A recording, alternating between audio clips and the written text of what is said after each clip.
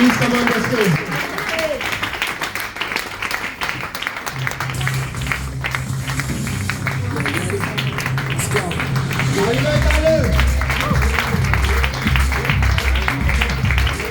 दो 2012 की बात है और उस समय मैं दुकान चला रहा था स्टेशनरी और गिफ्ट आइटम की, और मोमोस और चाउमीन बेच रहा था। उससे पहले मैंने होलसेल का किताबों का काम किया था, और उससे पहले मैंने कई सारी छोटी छोटी नौकरी की थी।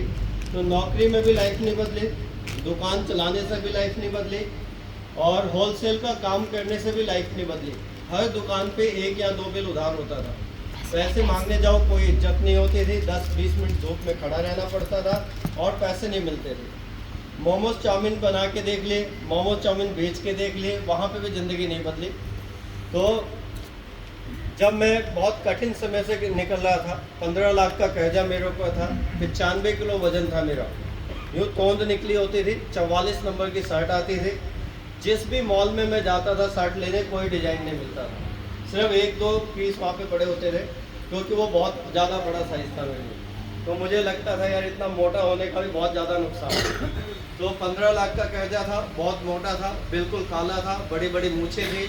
15 लाख का कर्जा होने की वजह से टेंशन इतनी ज़्यादा थी कि ऊपर देखते ही चक्कर आ जाता था। तो बहुत ज़्यादा बीमार भी हो गया था, सोच सोच के बीमार हो गया था, चिंता में बीमार हो गया था।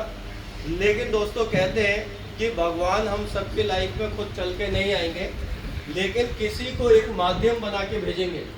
तो ऐसे ही एक माध्यम 18 सितंबर सन 2012 को मेरी लाइफ में एक भगवान के रूप में आए, और उनका नाम था मिस्टर राकेश नागर जी, जिन्होंने मुझे पहली बार त्यांश कंपनी के बारे में बताया। मैं चाहूँगा उनके लिए एक बार ज़बरदस्त क्लैप करें। क्योंकि फ्रेंड्स अगर वो नहीं होते तो आज मैं शायद दुकान चला रहा होता या कहीं छोटी मोटी जॉब कर रहा होता। 15 लाख का कर्जा 25 लाख का हो गया होता, और वो मेरा जो सपना था इस ज़िंदगी में, वो एक ही सपना था कि मैं कर्ज फ्री कब होऊंगा। मेरे को जो इतना सारा उधार है, ये कर्जा है, ये कब ख़त्म होगा। तो 18 सितंबर 2012 को मुझे इस कंपनी के साथ जुड़ने का मौका मिला राकेश नागर जी के माध्यम से। मुझे पैसे की ज़रूरत थी, मुझे हेल्प की ज़रूरत थी। तो जब मैंने इसी तरह जब क्लासरूम में सेमिनार हो रहा था, तो मैं पीछे बैठा हुआ था और किरण मैम भी बैठी हुई थी। तो वहाँ पे जैसे अभी हमारे वहाँ पे ब्रेसलेट है, ये ब्रेसलेट बहुत बढ़िया है, ये आपको रेडिएशन से बचाता है, आपको एनर्जेटिक रखता है। दिन भर आपको आप कितना भी काम करोगे थकेंगे नहीं। और ये जो आप मोबाइल फ़ोन अपने जेब में रखते हैं, उसके जो रेडिएशन है खतरनाक, उससे भी बचाता है। ब्लड सर्कुलेशन अच्छा रखता है, बीपी अच्छा रखता है। तो उस समय ये ब्रेसलेट नहीं होता था, उस समय गले में पहनने का एक ऑरा पेंडेंट कहते थे उसको, ऑरा पेंडेंट। और वो क्या होता था, ज्वालामुखी की राख से बनता था, लॉकेट होता था, गले में पहनते थे।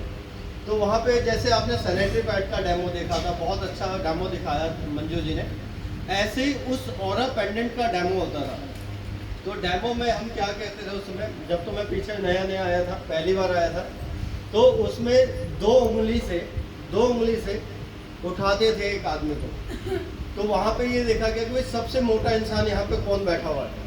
तो सब लोगों ने वहाँ पे इशारा किया, वो एक आदमी है काला सा, वो सबसे मोटा है, वही बैठा है। तो मेरा 95 किलो वजन था उस समय। पहली बार मैं सेमिनार में आया था, मुझे स्टेज पे बुलाया गया, मुझे चेयर पे बिठा दिया, और 4 लोग आए और 4 लोगों ने ऐसे उंगली की और पहले मुझे उठाया, और मैं 95 किलो का वजन था, मैं उनसे उठा ही लिया।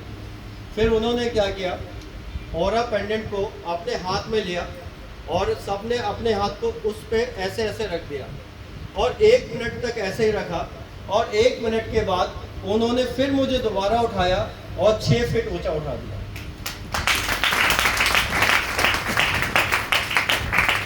अब उन्होंने मुझे उठा तो दिया, लेकिन मेरा वजन इतना ज़्यादा था कि मुझे डर लग रहा था कहीं ये छोड़ ना दे।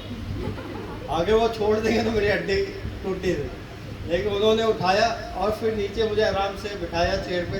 तो मुझे एक चीज़ तो समझ में आ गई यार, इस कंपनी के जो प्रोडक्ट है ना वो बहुत अच्छे हैं। सैनिटरी पैड का डेमो दिखाया, वंडरफुल। जिम्निमा का डेमो दिखाया, वंडरफुल। साबुन का डेमो दिखाया, वंडरफुल। और जो ऑरा पेंडेंट का जो जिसको मुझे ही उठा दिया उन्होंने, वो अपनी 2 उंगलियों से, तो मैंने कहा ये तो कमाल का प्रोडक्ट है, और मुझे प्रोडक्ट अच्छे लगे, कंपनी का प्रोफाइल अच्छा लगा, और सबसे ज़्यादा अच्छा क्या लगा, कंपनी का मार्केटिंग प्लान। अभी अक्षय ने बताया बाप बड़ा ना भैया, सबसे बड़ा रुपया। तो मैं किस लिए आया था, रुपया की तलाश में आया था कि मेरे को यहाँ से पैसा कमाना है। फिर कहते बाप बड़ा ना भैया, सबसे बड़ा रुपया। पैसा कोई खुदा तो नहीं, लेकिन खुदा से कम भी नहीं है। अगर आपकी जेब में होंगे पैसे तो लोग पूछेंगे आप हो कैसे, वरना इंसान को कोई नहीं पूछता।